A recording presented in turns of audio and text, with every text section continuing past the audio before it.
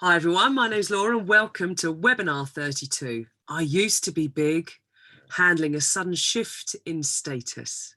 So without further ado, let me share my screen. And let's have a look at, I used to be big, handling a sudden shift in status. Taking more of an edutainment approach, Series 6 is designed to be a fun, light way of looking at some pretty big topics so that we are encouraged, empowered and emboldened in terms of making our way in this new flexible fox requiring year that is 2020. For this is just the beginning of what I imagine will be many waves of change in the decade ahead. So this particular topic this week is, what if I used to be a big cheese? Someone who had lots of accountability, responsibility. People looked to me to make decisions and I had authority. What happens now if either I've moved into a different organisation in a different level, or whether I've had a shift within the organisation I'm in? What happens if actually now I'm more of a smaller cheese? How am I going to handle that? What does that mean in terms of my self-esteem, my image, and how I make my way successfully, maybe with different authority levels? So that might resonate directly with you. We might have some people in your life who have experienced a shift in status. And maybe they're finding it not the most comfortable period of transition. So as everything is starting to speed up again, how do we keep up? How do we ensure that we feel that we are as ahead of our game and as top of our game as we can be? So as we all collectively experience the biggest shift in how we work in our lifetimes, the books have yet to be written in terms of the success manual for this year. The episodes in Series 6 are much more situation-based as opposed to vertical skill-based. And we thought it'd be fun to run it along the format of an agony aunt advice column. So starting each week, we have a Dear Debbie letter. I'll share this one in a moment, where we explore real-life situations that can inhibit our potential, some real realities that all of us are experiencing now. And the accompanying podcast where Debs and I are in conversation, secrets from the coaching chair, always anonymous, of course, but selecting the key sentiments of the thousands of hours of coaching that she is privy to at the moment in terms of her with her clients. So the Dear Debbie letter. Dear Debbie, I've had a really successful career to date, and pre-COVID held senior positions with loads of accountability and responsibility. I liked being in charge, but things have changed now. I've recently started a new job where I report into people who are junior and less experienced than me. I want to ask for more authority. I've got my review next week. What shall I do? Yours, a friend in need. Okay, well, friend in need, you'll get a direct response from the real Debbie as a result of our follow-up with this. We've got a podcast for you, so it's about 13 and a half minutes, just us in a relaxed chat way. Purpose of this webinar is to give you some food for thought so that you feel really equipped in terms of to be able to be creative and think about how to maximise your potential with this sudden shift in status. So this particular Lunch and Learn is a chance to have a think about how can we still feel professionally confident and assured during times of unpredictable change. Experienced people have found themselves either starting out again, either in brand new roles or organisations, or there's been a change within. And for many people, this has been an unexpected step in their career plan. However, if we were going to be philosophical about this, sometimes the step back creates the fall forward that we didn't know we needed.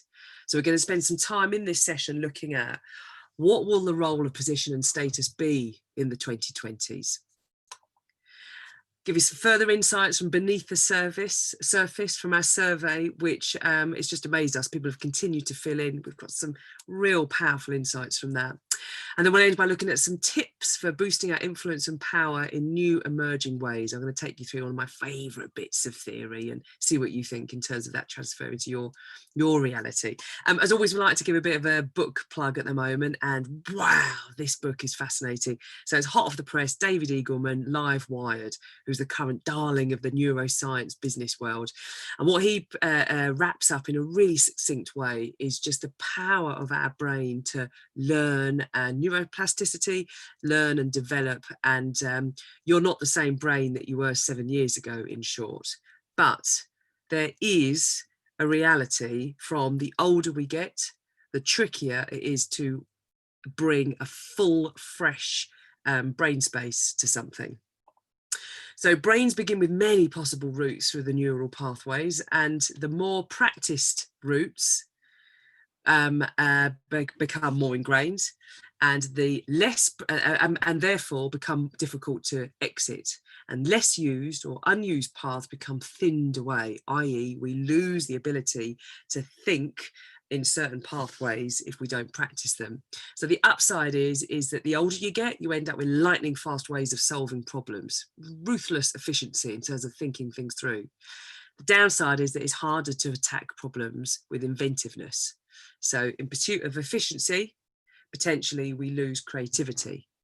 However, as with all things, the kind of possible solution is the more intentional I am about practicing inventiveness, imagination, creativity, then the more I am then practicing those pathways so they become ingrained as well. So it's a fab book, some fascinating stuff. So you're into a little bit of easy to digest science. He speaks on Audible as well, and is really easy to listen to. So we're going to have a look at what is the position and status in the 2020. So what is it?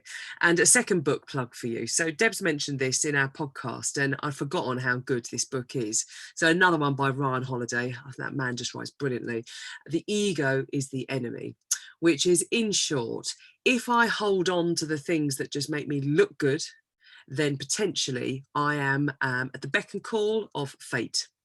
If I don't have things like standards, principles, values, purpose as the things leading my decisions, and I have more flimsy things like, what do I look like? What do I sound like? Am I saying the right thing? Am I popular? Then those things actually can really kind of crush us and bring us down. And so most successful people actually don't want to be particularly famous or notorious. They just want to crack on and do a really good job. And the quicker we are able to get over ourselves and not bring ego into the projects that we sign up for, the way in which we work, actually the more we can then bring out our best self, because we're not worried about falling down from the pedestal. There is no pedestal that we're putting ourselves on. So maybe one thing to have a think about is, how important is status and position to me? And where has that come from? Is that because I'm really judgmental about other people being lower or more junior than me? Because often we judge ourselves within the same set of judgments in which we judge elsewhere. If actually you're not that bothered about position and status and who you sit next to and the window you sit at, then probably transitioning into a different shift of status bothers you less. But if it really bothers you, then maybe one of the first things to have a think about, as always, is the relationship we have with ourselves. How will I relate to myself if I have less natural authority as opposed to the status that I'm in compared to previous? Could it be that I need to just dissolve some of that ego? Because the shape of careers in the 2020s is far more likely to be zigzag than a clear, unbroken, linear line. Do you know what always struck me? We had someone come in on a leadership program who talked about the career that he'd had. And it was the 20 minutes that those people at the end of that 12 months long program said they had actually found the most impactful. And what this chap talked about, and he'd had an incredibly successful career. But when he actually took us through the career path he'd gone forwards, backwards, sideways, diagonal. It had certainly not been this inbuilt ladder of each time I earned $5,000 more and I had X amount of bigger teams. It was really sometimes to go forward, to go backward, because what had driven him was, how do I have a great career that works around my family, that fills my purpose, and that I'm actually interested in? And it was just absolutely riveting. And what I found really inspiring was just watching the look on everyone's faces of, does that mean I could actually have a career that interests me, as opposed to feeling kind of hemmed into this set of paths? And the good news is there are very few paths that people are hemmed in at the moment. Even some of them are those most structured, traditional professions in accountancy, law, medicine, etc. So future career paths are likely to shift from ladders to networks, disciplines to hybrids. So in the past, where it might have been kind of quite ordered, and the more amount of time I served on that rung, then the more I set myself up to be able to move up a rung. Actually, what we're probably seeing now is many of those rungs have just been absolutely knocked out. The ladders are no longer there anymore. Much more random, zigzag. It's relationship based, where the success is based upon the strength of the rings that I have developed, not the rungs that I have sat on. So what that requires then is a slightly different set of skills, much of which we've all clocked anyway, which I'll share with you some great ways that people have articulated it in the survey in a bit. And possibly the value is going to be placed on more hybrid roles. So, for example, I might have been really senior, like a proper big cheese in World A, but World A's got no revenue coming in at the moment, and there are no jobs being advertised in World A. But there's a shed load of jobs being advertised over in World B, because as one bit of revenue or spending goes down, it will pop up in another area. What that then means is in order to transcend those two worlds and become very maximize my own potential in that kind of edge, I may have to just dot around again and enter into World B at a slightly different entry point from the exit point that I left World A. And the quicker I can get my head around that, the quicker I'm going to be able to start to create a new hybrid role for myself with a unique skill combination. And once we've got a unique skill combination, then potentially we are beyond automation, because there's no one in the world quite like you who has transcended from one world to another and being able to put that together and create a hybrid role. But in return for that, I may have to come down a few rungs, because I might not be able to leap from one level to another, because it's a different world. I don't need to understand the language, right? And part of that understanding the language is I need to go through some of those basics again. So let's have a look at how people are finding having to relearn this new language, and some insights from beneath the surface. So we're all like swans at the moment in our kind of professional guise, but there are many of us who are paddling underneath, creating lots of energy and momentum and certainly some waves, you know, kind of along the way. So within our survey, we've had loads of people respond. It's been really inspiring. So this is going to be the gift that keeps on giving. What's also really exciting as well is now we've got no idea who's filled this out. We're appealing to people who remember the days of work when we had faxes and no mobile phones, etc. But we've gathered no personal data at all. So who knows who this has been filled out with, as sort of friends and acquaintances have passed it on. So the first of the 4 questions was, how equipped do you feel to be effective at work over the next 12 months? And the short answer of it is basically we've got 50% of people who say mostly, and the other 50% is between completely, somewhat and barely. So there are a few people who are thinking I'm barely equipped actually with the skills to be able to handle the next 12 months. So what I would say in sort of comfort to your, if you know anyone who feels like they're barely equipped, is a lot of us have got our L plates on right now. I like a bit of data and stats to add a bit of logic, and it stuck with me that in December 2019 there were 10 million daily participants on Zoom. By mid-April, there were 300 million daily participant users on Zoom.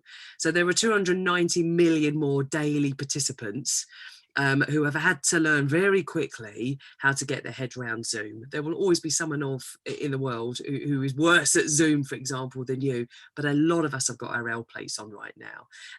The degree hasn't been written yet to be able to smash this year. So the second question is, what do you believe is going to be key to your professional effectiveness over the next 12 months? And this boiled down to 4 different sort of chunks, really, just reading through the sentiments of it. And the particular ones that are probably of relevance to this particular webinar in terms of approach is resilience, flexibility, adaptability, transforming myself into an expert. And I think that was from someone who was going from one world to another. How do you reposition yourself as an expert in a world where maybe you are the stranger? In terms of skills, keeping up to speed with my network, sustaining relationships. The more that we can invest in our network, the rings in our life, probably the more sustainable they are than the slightly fragile rungs, because the rungs within, for example, that organisation may not exist anymore, and they certainly might not over the next 10 years. What does that mean in terms of mindset? So maintaining positive during difficult times and keeping confident about my ability. How do I define confidence? The sense of certainty about what I'm about to do is going to be the best thing to do. So a sense of certainty in terms of, if I go for that role, am I confident about my ability to do that? Am I certain about my ability to do that? In terms of the practical workspace, learning new technology, bags of comments around that, time management, and also getting to grips with automation and planning to be able to unlock and maximise our potential. The third question, which I always find an interesting one to ask, which is you ask people about themselves and then you say, what do you see elsewhere around you? Which is another way of saying, what else are you feeling? Because we tend to spot the things that resonate with us, i.e. we might be feeling them a bit ourselves. And so some of the responses we had from what you're seeing around you in terms of people's ability and confidence to be effective, then we've got a real rainbow of response here. So unfortunately, we have no kind of, one size fits all answer, because guess what? It's as an individual as the individuals who completed it. But we've got a bit of an interesting mix. I thought this was an interesting one about how actually someone believes we're likely to see another dip in productivity over the next month because people are gutted they're not being able to get back to the office just as we were revving up again. And actually, could it be that COVID has become an excuse for things being slower than usual? So we're not maybe pushing ourselves as much as we might have been before. What is the impact of then working from home and being online as a norm? And I think there are many people who are thinking, right, I've had enough now. Actually, things are starting to be depleted and lost along the way in terms of not being physically in the room together. What else am I seeing? Uncertainty, trepidation, paralysis, hope, people grappling. New graduates coming in able to hit the ground running because they probably weren't expecting jobs anyway, given what the job market was like. So maybe they've come in with an attitude of, I need to be as flexible as possible. Not just youth, but it's that kind of humility. I see a wholesale lack of confidence in others' ability and confidence in the workplace. People who are all right with tech are fine. Those who aren't are going to be left behind. Those who think they need an office to go to are probably going to struggle and keep their teams motivated now, if everyone's working flexibly. I'm more and more realising that, especially having been in a physical office this week, there are those people that understand Microsoft Teams and there are those people that don't. And you suddenly become hugely reliant upon people that are able to handle little problems in that moment and get online, etc. And, just sitting there thinking, I feel completely out of my depth, and just having to kind of sit with that and do what you can. So I'm kind of there in terms of experiencing firsthand what it's like when you think, oh God, I used to totally know how to set up a session, and now I'm at the behest of whether I'm able to get that particular computer running or not. And actually for others who've been used to it, it's business as usual. There's kind of no change, as you may have been already used to remote working. So the final question was, in your opinion, how does someone's stage in their career influence what they're going to be focusing on to succeed in the future? Which is basically a very generic way of saying, do you think age matters in terms of this? And again, we've got a mix. If you're well established in your career, it's tricky maybe to focus on something new. That's a fair comment. Early in our career, people are thinking more about proving themselves and being ambitious. Mid, it's more about what you're doing. And late, maybe it's more about sending the elevator back down and nurturing new talent. What happens though, if I consider myself late in my career and now I'm a learner, I might need someone younger than me to send the elevator back down so I can get a leg up. Whatever career we're at, whatever level, it's all about learning, growing, fostering relationships. And for some people, they're thinking this is easier if you're used to doing that. So while younger people entering into the climate are going to have a challenging job to get the experience, they'll need to succeed in terms of those kind of relationships as well. So a mixed bag, but as always, I think it's hugely comforting and there's some really successful people that have completed this, because we know some awesome people in that network. So we're all kind of in it together, really swimming around trying to think, how do I keep professional, assured and confident while there's so much new water that I'm having to kind of swim through? So the final bit we're going to do to wrap this up is what might be some tips for boosting our influence and power in new emerging ways. So question, what does power mean to you? Is it a belief that you have an inbuilt authority as a default? For anyone here who's ever got involved in raising young children, once they sort of defy you and they say, well, why should I do it? To then say, because I'm your parent, probably one of the weakest ways that you can do that, in terms of using my direct authority as a parent. Actually, potentially that could get quite quickly shot down, because there's a new pecking order potentially we're experiencing in our world of work. I might have been used to have been, king of the roost, everyone then waiting for me to give the nod before something happened. Or maybe actually I'm now the new kind of rooster, having to make decisions in a way that's different from where I was before.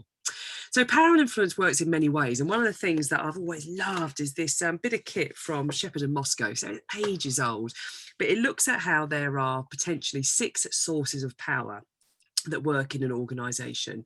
And what this leads to then is your kind of your power dynamics and different ways of influencing, etc.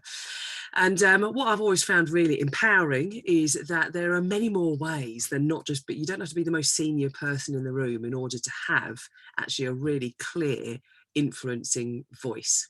So this goes out to anyone who maybe has been used to having positional power, giving them inbuilt nods and agreement around the room. So positional power is basically what's on my business card. So I might be sitting there in a meeting of 10 people and I am the only director and everyone else is ahead of. And although it might be a very collegiate, collaborative conversation, it just exists in the room that ultimately I'm the most senior person in the room. So it's likely that I would need to give the final okay if a discussion was going to kind of move forward to action, etc. Let's say I wanted to ensure that my positional power didn't get in any way. I might abdicate that right at the start and say, listen, for the purpose of this conversation, I want this all to be, we're all at the same level. I'm as equally invested in you in putting this change forward as you guys are. So I might at that point strategically give away my positional power because actually I think it might disempower people to speak up.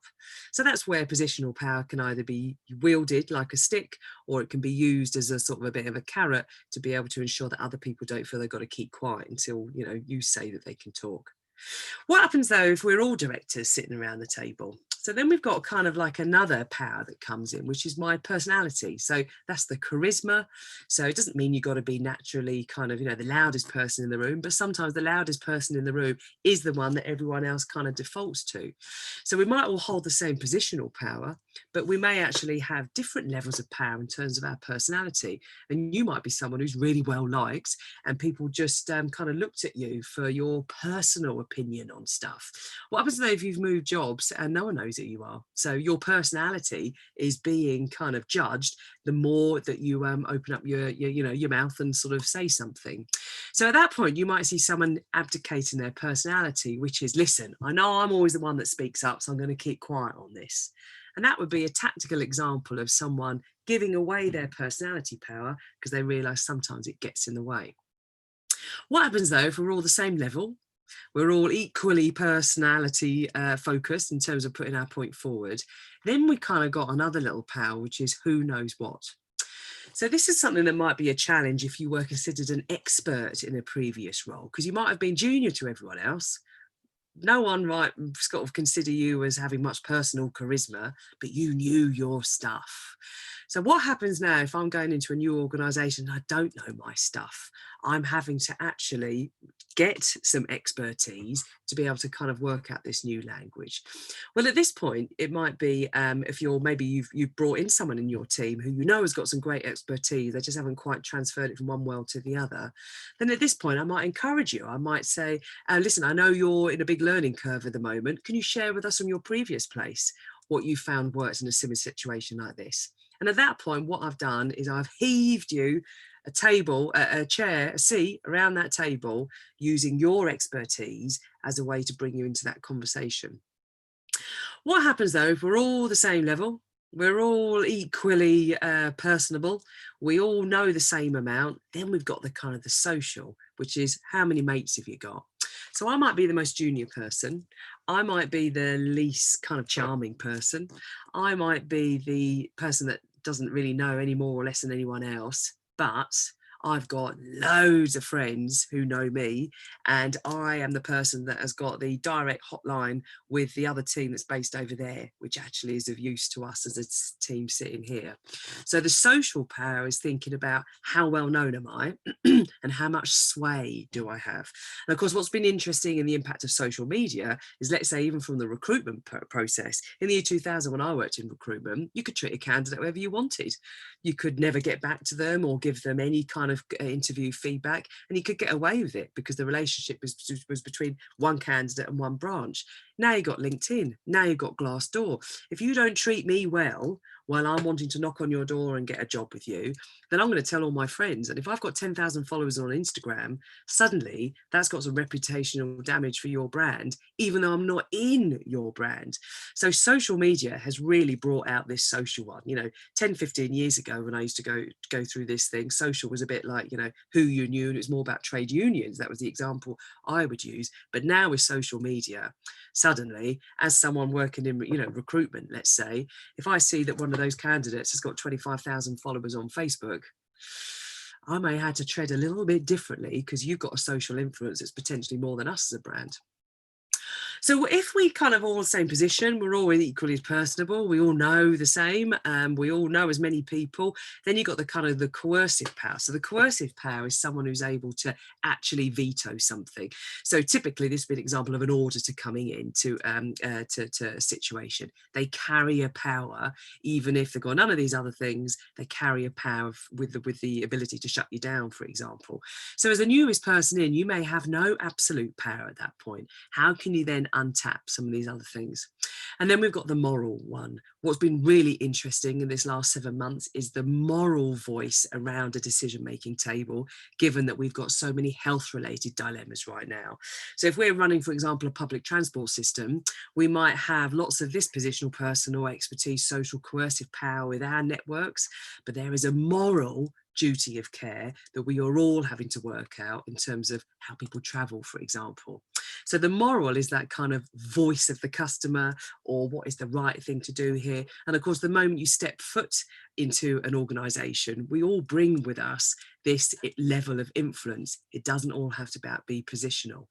And the key phrase that I like to have from this is you don't have to wait years to be able to speak up.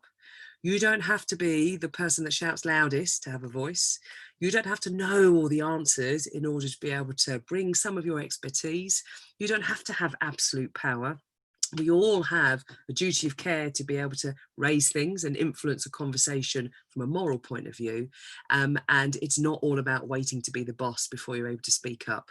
So if you're someone moving from a large corporate into a smaller organization, flatter organization, many flatter organizations actively want the positional power bit to be disrupted.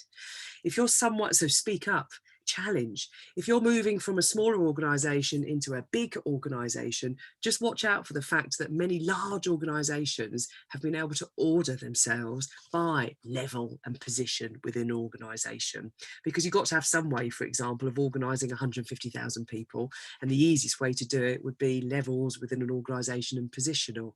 But it's probably going to be quite disruptive over the next decade, because some of those positional strata are going to potentially become a little bit too solid to be adaptable. So power and influence works in many ways. So for those of you who are finding a sudden shift in status, it's not all about what's on your business card. You can have a voice in the room from day dot, because there are other ways in terms of being able to establish influence. So dear Debbie, so this is from someone who had a really successful career today, loads of senior positions, and now things have changed a little bit. Maybe I was a big cheese and now I'm feeling like a little cheese and I'm feeling a little bit lost. Well, what I would say is it's not really about lumps and blocks of cheese anymore, because life has changed. It's more like a big giant fondue, a melting pot of all of those skills and expertise that you bring. So before we get a little bit too despondent about all this stuff we're missing here, actually think about all the stuff that you're gaining, because we're able to dip in and out and of course acquire skills and knowledge as we go along that will continue to make us completely unique.